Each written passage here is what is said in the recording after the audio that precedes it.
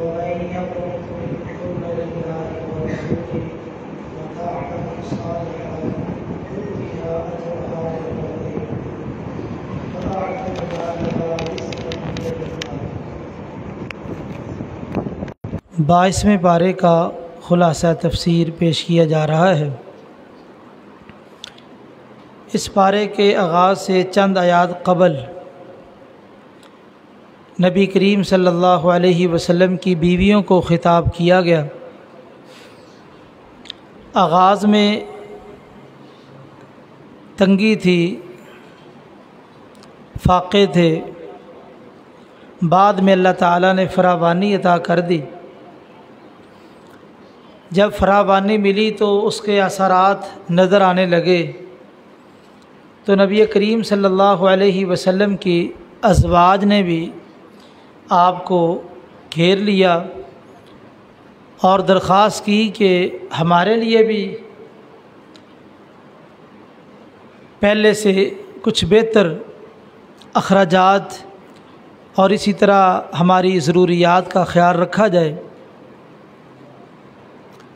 नबी करीम सल्लल्लाहु अलैहि वसल्लम सादा ज़िंदगी को पसंद फरमाते थे, ऐशो इशरत इसको अच्छा नहीं समझते थे।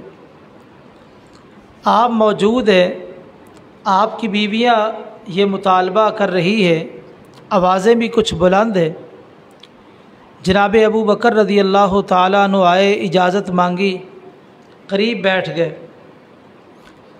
थोड़ी देर के बाद उमर रज़ी अल्लाह ताला अन्हु आए। उमर रज़ी अल्लाह ताला अन्हु ने ये मौका देख के कि आपकी बीवियां जमा हैं, आप दरमियान में हैं, पहचान गए कोई इस तरह का मामला है, तो फ़ौरन कहने लगे कि अगर बिनते खारजा, यानी बिनते खारजा ये हज़रत उमर रज़ी अल्लाह ताला की जो बीवी है वो खारजा की बेटी थी, अगर बिनते खारजा मुझसे ख़र्चे का मुतालबा करे तो मैं उसकी गर्दन मरोड़ दूँ। जब उमर रज़ी अल्लाह ताला ने ये बात कही तो आपने कहा कि ये सारी इसीलिए जमा बैठी है, ये भी ख़र्चे का मुतालबा करती है। खैर नबी करीम सल्लल्लाहु अलैहि वसल्लम ने उसके बाद ईला कर लिया।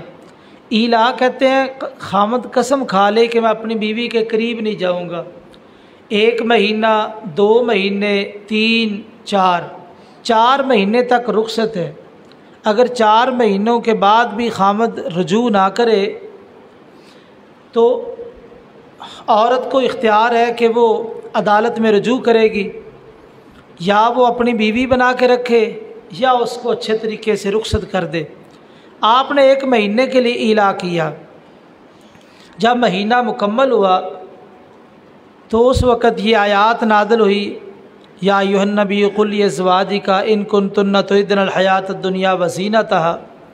आप तशरीफ़ लाए सबसे पहले अम्मा जी आयशा रज़ी अल्लाह ताला अन्हा के घर में, तो आपने कहा आयशा मैं तो इसे एक बात करना चाहता हूँ, अपने माँ बाप से मशवरा करके इसका जवाब देना, जल्दी ना करना।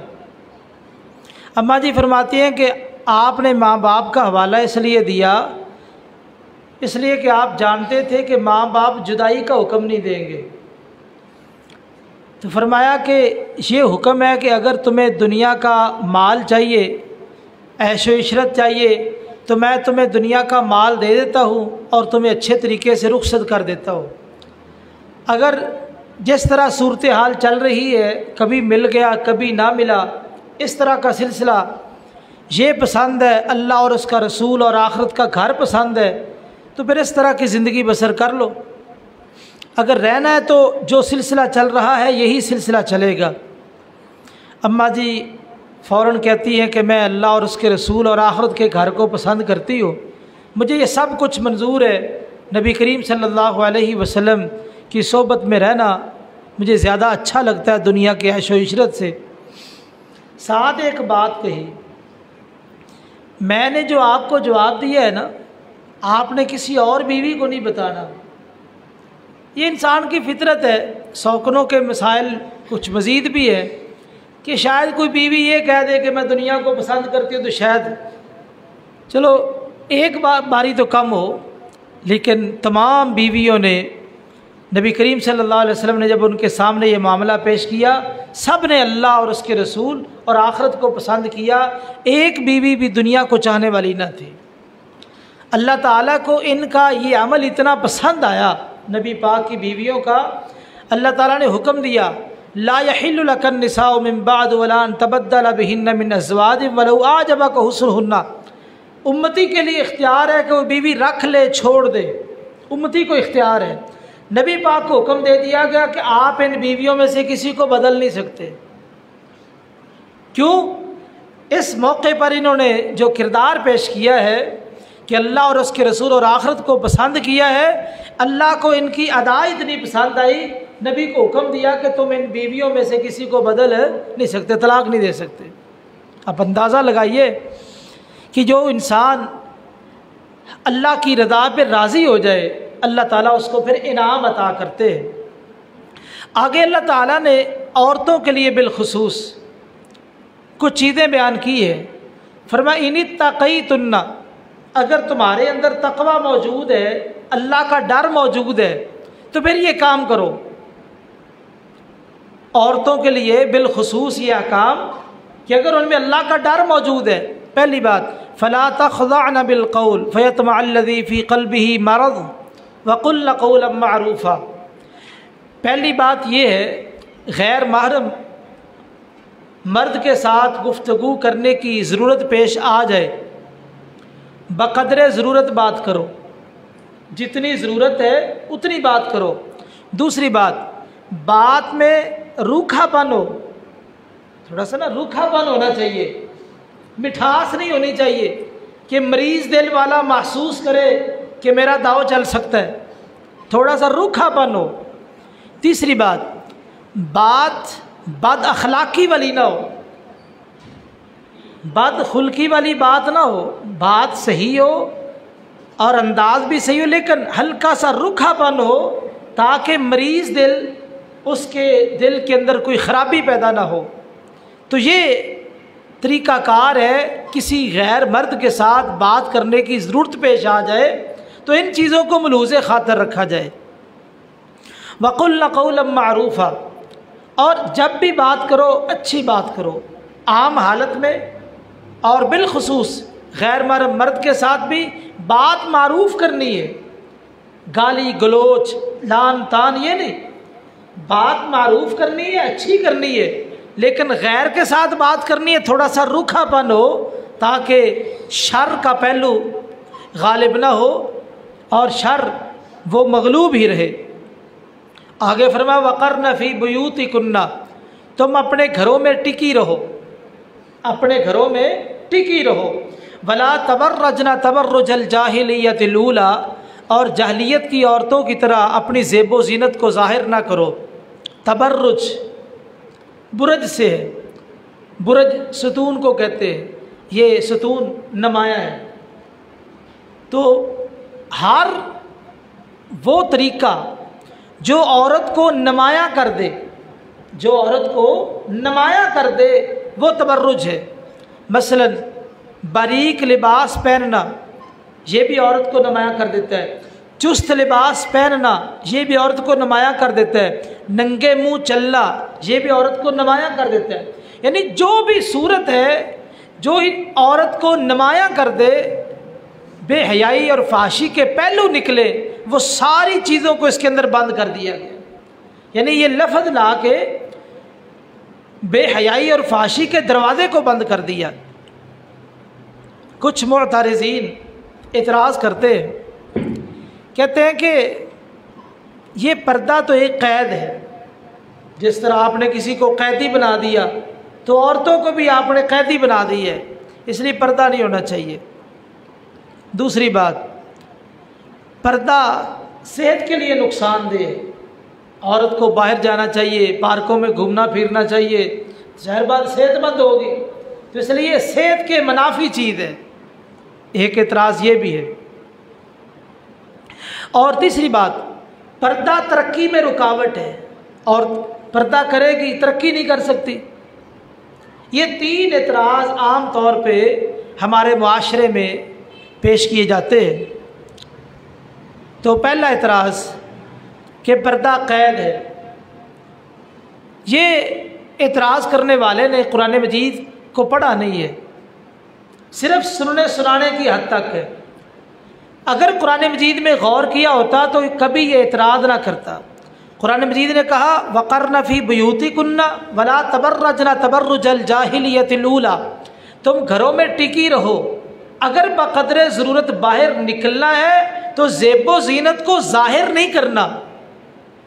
यानी ये पाबंद नहीं किया कि आप 24 घंटे अपने घर में बंद रहो, बक़द्रे ज़रूरत अगर निकलना है तो इस अंदाज से निकलो बापर्दा होके तुम्हारी ज़ेबो ज़ीनत ज़ाहिर ना हो। और एक बात ज़हन में रखो, औरत के पास एक ऐसा गौहर नायाब है, अगर वो गुम हो जाए या ज़ाय हो जाए तो ज़िंदगी में दोबारा नहीं मिलता। वो गौहर नायाब इफ़्फ़त और पाक दामनी है। इफ़्फ़त और पाक दामनी ये औरत के पास गौहर नायाब है, अगर ये एक दफ़ा ज़ाय हो जाए उसके बाद वो इफ़्फ़त और पाक दामनी वाला गौहर उसको मिल नहीं सकता। इसलिए इस्लाम ने कहा कि तुम घरों में टिकी रहो, बक़द्रे ज़रूरत बाहर निकलना है तो तुम अपनी ज़ेबो ज़ीनत को ज़ाहिर ना करो। तो जब इस्लाम ने बाहर निकलने की इजाज़त दी, लेकिन मखसूस हालत में, मखसूस कैफियत में, तो इससे पता चला पर्दा कैद नहीं है। दूसरी बात, तरक्की की राह में रुकावट है, तरक्की औरत नहीं कर सकती बाहर ना निकलेगी। देखो बापर्दा औरतें तालीम हासिल करती है, मदारस में पढ़ती है, पढ़ाती है, और इसी तरह स्कूल में बापर्दा कई औरतें काम कर रही है। यानी अगर पर्दा कायम है तो पर्दा कायम रख के ड्यूटी करना और मखलूत निज़ाम ना हो तो दुरुस्त है, कोई हरज नहीं है, रुकावट क्या है। और इसी तरह कई औरतें अपने घरों के अंदर कारोबार कर लेती है, मोहल्ले की औरतें आके कपड़े ख़रीद लेती है, उनसे सिलाई का सिलसिला औरतें कर लेती है। यानी कई चीज़ें, अगर औरत पर्दे में रह के भी काम करना चाहे, तरक्की करना चाहे तो कोई रुकावट नहीं है। और औरतें बड़ा बड़ा इल्म हासिल कर लेती है। मौलाना अबुल कलाम आज़ाद, शायद सारे लोग उनसे वाकिफ़ ना हो लेकिन अक्सर ज़्यादा वाकिफ़ होंगे, बहुत अजीम नाम है। किसी वक्त उनके हवाले से आपके सामने कुछ बातें पेश करूँगा। ये बड़ा अजीम नाम है बर्रे सगीर का, और उर्दू अदब के अंदर जो उन्होंने खिदमात पेश की है, शायद कोई आदमी ये खिदमात पेश ना कर सके। अबुल कलाम आज़ाद ने ज़्यादातर जो इल्म पढ़ा है अपनी बड़ी हमशीरा से पढ़ा है, जिसकी उस्ताद बड़ी हमशीरा, यानी शागिर्द इतना कामयाब है, इतना अजीम शागिर्द बना, उस्ताद का क्या आलम होगा। यानी घरों में रह के इल्म हासिल किया जा सकता है। सिर्फ एक वाक़या अबुल कलाम आज़ाद का जिक्र आ गया। अबुल कलाम आज़ाद ने जब अल हिलाल अखबार जारी किया, उम्र कितनी थी? 17 साल। 17 साल की उम्र में अल हिलाल अखबार जारी किया, हिंदुस्तान के कोने कोने में ये पहुंचा। लोग हैरान रह गए। लोगों का तसव्वुर ये था ये कोई पुराना बाबा को 80-90 साल पुराना मुश्किल उसको नज़र आता होगा और उसने बड़ी मुश्किल से ये तहरीर की होगी, ये उसकी तहरीरें हैं। अब होता क्या, दूर दूर से लोग भी पता तो करें वो बंदा कौन है। अब वो आते मौलाना अबुल कलाम आज़ाद को मिलने के लिए, पूछ पूछा के मौलाना अबुल कलाम आज़ाद किधर है, दफ्तर में पहुंचते, बैठ जाते, परेशान रहते। तो बच्चा बैठा है जी, मौलाना अबुल कलाम आज़ाद को मिलना है, बताइए क्या बात। जो मौलाना अबुल कलाम आज़ाद अल हिलाल अखबार के एडिटर है, मुदीर है, उनको मिलना है, बताइए क्या बात है। जी मौलाना को मिलना है, बताइए क्या बात है। मैं ही अबुल कलाम आज़ाद, मैं ही हूँ। बड़े बड़े लोग हैरान रह जाते। 17 साल का बच्चा जिसने अल हिलाल अखबार लिख के जारी करके पूरे बर्रे सगीर के अंदर तहलका मचा दिया था, इल्म कैसे हासिल किया? अपनी बड़ी हमशीरा से। तो इसलिए कुछ तरक्की करने वाले कर जाते हैं। तरक्की की राह में पर्दा रुकावट नहीं है, ये हमारी सोच है। कहते हैं कि औरतों की सेहत के मुनाफी है। हम तो देखते हैं कि जो औरतें घरों में रहती है घर की चीज़ें खाती पीती है वो सेहतमंद है, जो बाज़ार की चीज़ें खाती है वो बीमार होती है। बर्गर, शवारमे और पता नहीं क्या कुछ जो मार्केट से मिलता है, हमारे जैसा शरीफ आदमी तो सारी चीज़ों के नाम भी नहीं जानता। तो जो औरतें बाहर जाती है और पार्कों में जाके वहाँ के जो तैयारशुदा चीज़ें खा खा के उनकी सेहत बर्बाद होती है। जो घरों में रह के जो चीज़ चाहिए घरों में मंगवा के अपनी चीज़ तैयार करके वो खाती है, वो सेहतमंद रहती है। तो इसलिए ये फ़लसफ़ा बिल्कुल बेकार और फजूल है। औरत तरक्की भी कर सकती है, सेहतमंद भी रह सकती है और कैद भी नहीं है, बक़दर ज़रूरत घर से निकल भी सकती है।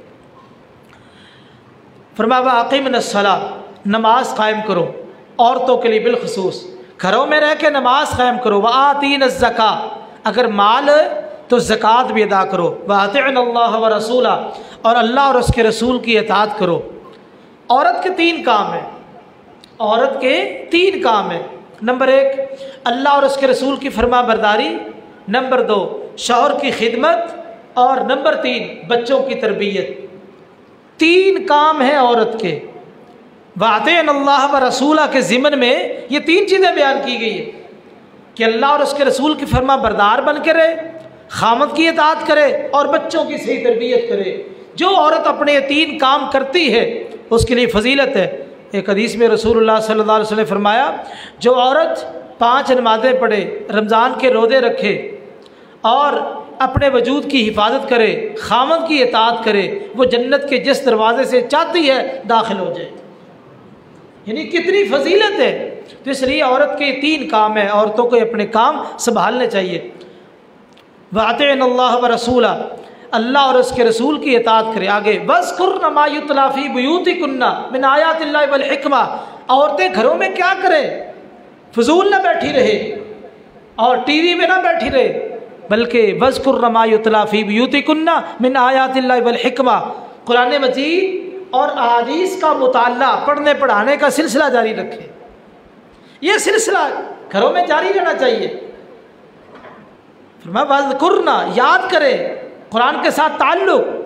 बड़ी बड़ी औरतें तारीख़ के अंदर आलिमात गुजरी है। ये ज़रूरी नहीं है कि मर्दों का काम है, औरतें भी ये काम कर सकती है। ये डॉक्टर फ़रत हाशमी औरत है, तो आप देख लो कितना काम कर रही है। तो खैर औरत पर्दे में रह के काम कर सकती है और इल्म सीख सकती है। घरों में रहना ये नहीं कहा फजूल, आजकल कुतुब मौजूद है, मुताला हो सकता है और बाकायदा बहुत कुछ हासिल किया जा सकता है। तो औरतें घरों में रह के ये काम करें। अल्लाह ने ये उसूल बताए हैं औरतों के लिए।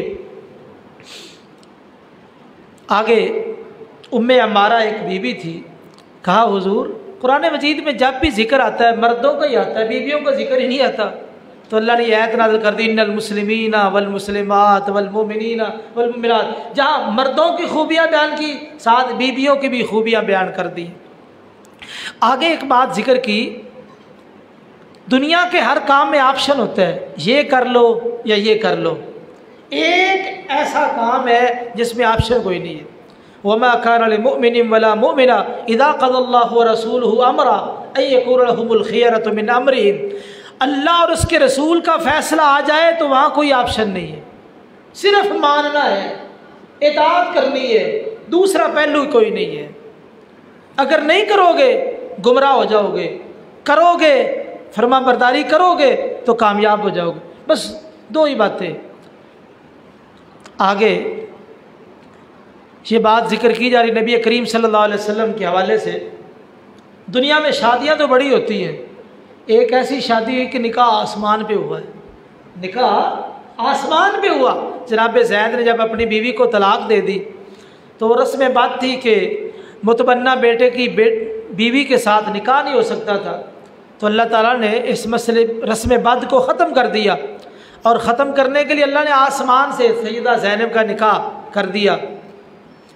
और सैयदा ज़ैनब कहा करती थी, और तुम मेरे साथ कैसे मुकाबला कर सकती हो, ज़व्वजा कुन्ना अहाली कुन्ना, तुम्हारी शादी तुम्हारे घर वालों ने की है, मेरी अल्लाह ने 7 आसमानों के ऊपर से की है, तो मेरा तो मुकाम है, तुम मेरा मुकाबला नहीं कर सकती।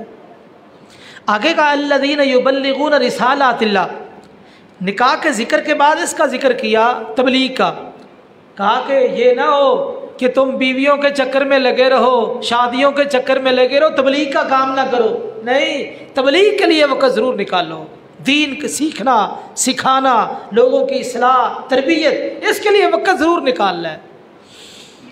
आगे ख़त्म नबूवत के हवाले से मा काना मुहम्मदुन अबा अहदिम मिन रिजालिकुम वलाकिन रसूलुल्लाह व ख़ातमुन नबिय्यीन सल्लल्लाहु अलैहि वसल्लम।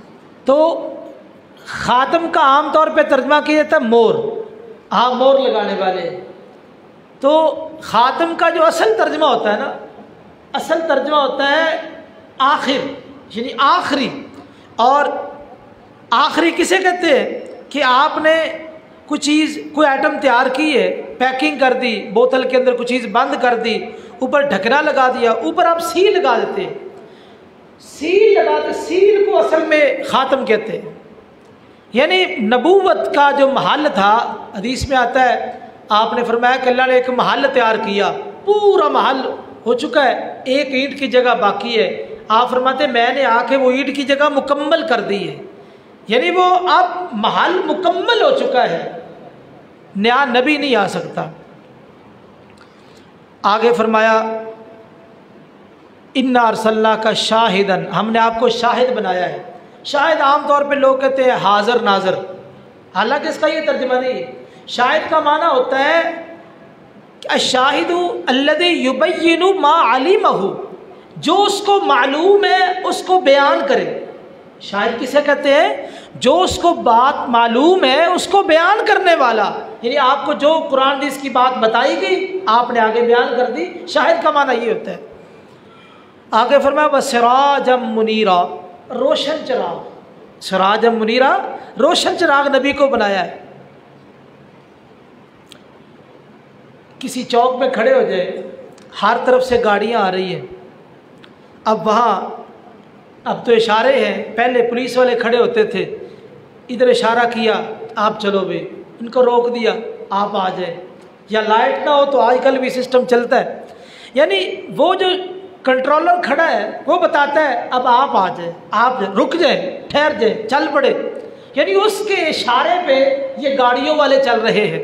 तो नबी करीम सल्लल्लाहु अलैहि वसल्लम भी उम्मत के कंट्रोलर है, जिसको कह दे चलो उसे चलना चाहिए, जिसे कह दे रुक जाओ उसे रुकना चाहिए, यानी नबी के कहने पे चलना है, नबी के कहने पे रुकना है। सिराज मुनीर का ये माना है, आपको रोशन चिराग है, जिसको रोक दे उसे रुकना चाहिए, जिसे चला दे उसे चलना चाहिए।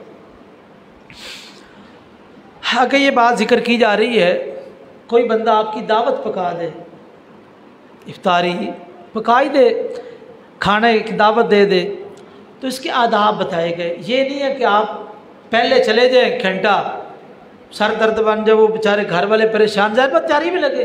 जो आपको वक़्त दिया जाए पूरे वक़्त पे जाए, और फिर खाना खा के वहाँ बैठे ना रहे, बल्कि जब खाना मुकम्मल हो चुका इजाज़त लेके आ जाए। क्यों? क्योंकि जो घर वाले होते हैं उनकी अपनी सेटिंग है, उन्होंने खाना खुद भी खाना होता है, और भी हर बंदे के अपने प्रोग्राम होते हैं। तो इसलिए खाने के लिए जो आपको वक़्त दिया गया है, वक़्त पे जाए और खाने से फारग हो जाए तो जल्दी से इजाज़त लेके आ जाए, इल्ला यह कि वो घर वाले बजाते खुद आपको बिठाए। आगे ये बात जिक्र की गई, यौम तुक़ल्लबु वजूहुहुम फिन्नार, क़यामत वाले दिन कुछ जहन्नुम में नाफरमान लोगों के चेहरों को आग के ऊपर तपाया जाएगा। जिस तरह ये कबाब फरोश, ये मलाई बोटी वाले ये सिलसिले बारबेक्यू वाला सिस्टम, किस तरह वो सीखों के ऊपर पकाते हैं, आग पे पका रहे होते हैं ना, इस तरह तुक़ल्लब, इसका मतलब उल्ट पुल्ट करना, इधर से पकाना, इधर से पकाना, इधर से पकाना। इस तरह क़यामत वाले दिन कुछ लोगों के चेहरों को पकाया जाएगा, तपाया जाएगा, और उस वक़्त कहेंगे हाय काश हम अल्लाह और उसके रसूल की इताअत कर लेते। साबित हुआ ये वो लोग होंगे जो अल्लाह और उसके रसूल के नाफरमान हैं, क्योंकि उन्होंने कहा कि हम इताअत कर लेते अल्लाह और उसके रसूल की। ये नाफरमानों के साथ मामला हो रहा है। आगे फरमाया कि इन्ना अताना सादतना व कुबराना, हमने तो अपने बड़ों की बात मानी, अल्लाह और उसके रसूल की बात नहीं मानी। लेकिन ये कितने कम अकल थे, अल्लाह और उसके रसूल से बड़ा कौन है? क्या है? अल्लाह और उसके रसूल से बड़ा कोई है? कोई नहीं बड़ा।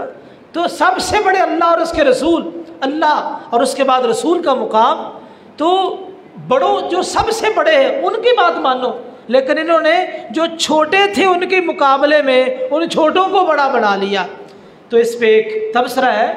तो जो अल्लाह और उसके रसूल का फ़ैसला है उसी को मानने में खैर है, अपनी अक़ल और राय को दीन के मुकाबले में पेश नहीं करना चाहिए। आगे ये बात की जा रही है क़ौलन सदीदा, सीधी बात किया करो। एक होती है सही बात, एक होती है सीधी बात। सही बात और सीधी बात में फ़र्क है। बेटा कहे अम्मी जान स्टेशन कहाँ है, अम्मी जान स्टेशन कहाँ है, वो बताए कि बेटा ये एक स्टेशन इधर करीब ही है, कोटलाखपत ये स्टेशन है, रक्शे पे बैठो वहाँ पहुँच जाओगे। ये अम्मी जान स्टेशन का है, ये सीधी बात है। अगर वो कहे ऐ मेरे बाप की माँ, बाप की बीवी, ऐ मेरे बाप की बीवी स्टेशन कहाँ है, ये बात सही है, सीधी नहीं है। ऐ मेरे बाप की बीवी स्टेशन कहाँ है, ये बात सही है, सीधी नहीं है। अल्लाह ने कहा सही नहीं लफ्ज़ बोला, क़ौलन सहीहन नहीं कहा, बल्कि क़ौलन सदीदा कहा है, सीधी बात। आज हमारे मुआशरे में इख्तलाफात जो है, ज़्यादातर इख्तलाफात सही बातों से, हम सही बात करते हैं, सीधी नहीं करते। अक्सर लोग कहते हैं मैं तो जी किसी की बात का लिहाज करता ही नहीं, कोई बात करे तो सही मेरे मुंह पे, मैं उसके मुंह पे मारता हूँ। हम सही बातें कर कर के इतने बिगाड़ का शिकार हो चुके, नफरतें फैल चुकी, सलाम लेने से हम कासिर हैं। तो इसलिए कहा क़ौलन सदीदा, सीधी बात करो, सही बात को छोड़ो, सीधी बात। बस वक़्त सही का लफ्ज़ सीधी बात पर बोला जाता है। मैंने ये फ़र्क उसूली और फ़न्नी बयान किया है। तो इसलिए सीधी बात करो। और सदीद कहते हैं यानी निशाने पे तीर मारने को, यानी आप जो बात कर रहे हैं आपका मकसद भी हल हो जाए और बात भी आपकी ऐसी हो कि मुखातब को परेशानी ना हो। आगे अल्लाह ने कहा इअमलू आला दाऊद शुक्रा, ए आले दाऊद तुम ऐसे करो, अमल करो रब ताला का शुक्र अदा करते हुए। शुक्र ज़ुबान से, अमल से और दिल से रब ताला का शुक्र अदा करना चाहिए। आगे अल्लाह ने एक बस्ती का जिक्र कर दिया जिस बस्ती ने नाशुक्री की, कौम सबा। कौम सबा ऐसी जगह पे आबाद थी, छोटे बड़े तकरीबन 90 डैम थे इनके, 90 डैम, बागात थे करीब करीब, पानी लगाते, बहुत खुशहाल कौम थी। इतनी खुशहाल थी औरत अगर सर के ऊपर खाली टोकरा रख के बागात के नीचे से गुजरती, बाग ख़त्म ना होते उसका टोकरा फलों से भर जाता था और हर तरह की फरावानी। लेकिन इन्होंने नाशुक्री की बिना पे वही डैम उसके अंदर सुराख हुआ और पानी जो है ना वो सैलाब की सूरत इख्तियार कर गया, तो वो बाग सारे तबाह हो गए, बर्बाद हो गए। तो झाओ के दरख्त और इसी तरह बेरी के दरख्त कुछ बाकी रह गए, बाकी सब बर्बाद हो गए नाशुक्री की बुनियाद पे। तो अल्लाह ने बताया शुक्र करोगे जो नेमतें मिली हैं इजाफ़ा हो जाएगा, नाशुक्री करोगे अल्लाह उन नेमतों को ख़त्म कर देंगे। ला इन शकरतुम लाज़ीदन्नकुम वला इन कफ़रतुम इन्न अज़ाबी लशदीद। आगे ये बात जिक्र की जा रही है, वमा अनफ़क़्तुम मिन खैरिन फ़हुव युख़्लिफ़ु। तुम जो भी अल्लाह के रास्ते में दोगे ना, अल्लाह तुम्हें ज़रूर उसका बदला देगा। एक मुफस्सिर का इस पर बड़ा अच्छा तबसरा है, कहते मुझे बड़ा ताज्जुब होता है ये ऐत पढ़ने के बाद भी जो अल्लाह के रास्ते में सदका ना करे। अल्लाह कहते हैं जो तुम दोगे तुम्हें बदला मिलेगा। तो मुझे ताज्जुब है ये ऐत पढ़ के भी जो बंदा सदका ना करे। इसलिए अल्लाह के रास्ते में देते रहना चाहिए और ये आदत बड़ी अच्छी है, यौमिया की बुनियाद पर सदका करे। आगे ये बात जिक्र की जा रही, वहीला बैनहुम व बैन मा यश्तहून। अब्दुल्लाह बिन उमर रज़ी अल्लाह तआला जब ये आयत पढ़ते बहुत ज़्यादा रोते। क्यों रोते? कहते देखो जहन्नमियों की जो ख्वाहिश होगी उसके दरमियान, जहन्नमियों और उनकी ख्वाहिश के दरमियान कुछ चीज़ हायल कर दी जाएगी, उनकी ख्वाहिश पूरी नहीं होगी। और जहन्नमियों की सबसे बड़ी ख्वाहिश जहन्नम के अंदर क्या होगी? अफीज़ु अलैना मिनल मा, थोड़ा सा पानी ऊपर से दे दो। ठंडा पानी, जो बंदा जल रहा हो ना, आज भी रोड एक्सीडेंट हो जाए कोई परेशानी, सबसे कहते पानी पिलाओ। यानी पानी एक ऐसी चीज़ है जो सबसे पहले तस्कीन कल्ब, इब्तदाई तिब्बी इमदाद के तौर पे पानी पिलाते। सबसे बड़ी ख्वाहिश जहन्नमियों की ये होगी ठंडा पानी मिल जाए, लेकिन उनकी ख्वाहिश और उनके दरमियान रुकावट डाल दी जाएगी, उनको पानी नहीं मिलेगा। इन्नल्लाह हर्रमहुम अलल काफिरीन, अल्लाह ने खाना और पीना जन्नत का जहन्नमियों पे हराम कर दिया है। पतंग आपने देखी होगी, ये जो पतंग है ना, डोर के बगैर बेकार है। पतंग डोर के साथ ताल्लुक रहेगा तो फिजा में रहेगी, अगर डोर कट जाए तो पतंग नीचे आ जाएगी, पकड़ने वाले फिर नौजवान खड़े होते। इलैहि यसअदुल कलिमुत तय्यिब वल अमलुस सालिह यरफअहु, अल्लाह की तरफ पाकीज़ा कलिमात चढ़ते हैं, नेक अमाल फिर उसको बुलंद करते जाते हैं।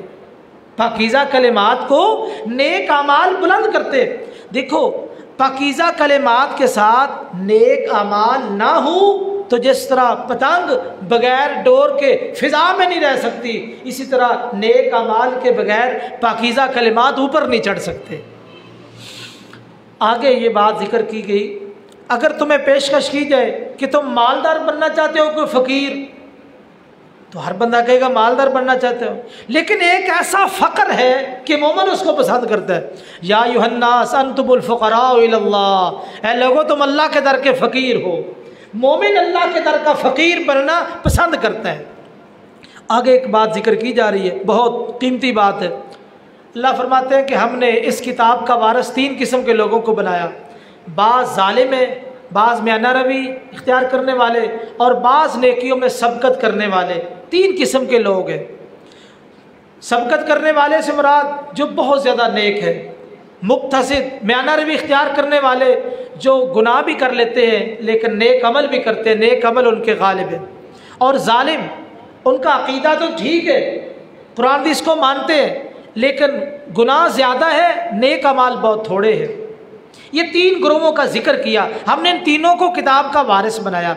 अल्लाह फरमाते जन्नात अदनी यदखुलूनहा, ये तीनों ग्रोह जन्नत में जाएंगे। जो नेकियों में सबकत करने वाले बग़ैर हिसाब के जन्नत में, जो म्याना रवी इख्तियार करने वाले इनका हिसाब यसीर आसान हिसाब होगा, जो जालिम होंगे इनका हिसाब सख्त होगा, या तो अल्लाह वैसे माफ़ करेंगे या जहन्नुम में भेज के इनके गुनाह साफ़ करके फिर वापस निकाल लेंगे। फरमाया जन्नात अदनी यदखुलूनहा, या यदखुलूना में जो वाव आई है ना, अगर यदखुलूहा होता तो 1, यदखुलान होता तो 2, यदखुलूनहा यानी तीनों ग्रोह जन्नती है। शेख शनकीती अलैहिर्रहमा एक बहुत बड़े मुफस्सिर और मुहद्दिस हुए, अल्लाह को प्यारे हो गए, अल्लाह पाक उनके नूर से मुनव्वर फरमाए। कहते हैं यदखुलूना में जो वाव है ना, वाव जो जमा पर दलालत कर रही है, ये वाव सोने के पानी के साथ लिखने के काबिल है कि इस वाव ने तीनों ग्रोहों को जन्नती साबित कर दी है। जन्नात अदनी यदखुलूनहा। आगे ये बात जिक्र की जा रही है, जिसको अल्लाह ने 60 साल की उम्र दे दी, उसके पास कोई उज़र नहीं है। अवलम नुअम्मिरकुम मा यतज़क्करु फ़ीहि मन तज़क्कर वजाअकुम नज़ीर। 60 साल की उम्र मिली और वो अपने आप गुनाह ना बख्शवा सका, नेक अमल ना कर सका, तो ऐसा बंदा अल्लाह ताला के दरबार में कोई उज़र पेश नहीं कर सकेगा। इसलिए बिलखुसूस जिनकी उम्र 60 साल है, उनको ज़्यादा दीन की तरफ रग़बत करनी चाहिए, नेक अमाल की तरफ रग़बत करनी चाहिए। अल्लाह से दुआ है कि अल्लाह ताला दीन को समझने की और अमल की तौफ़ीक नसीब फरमाए।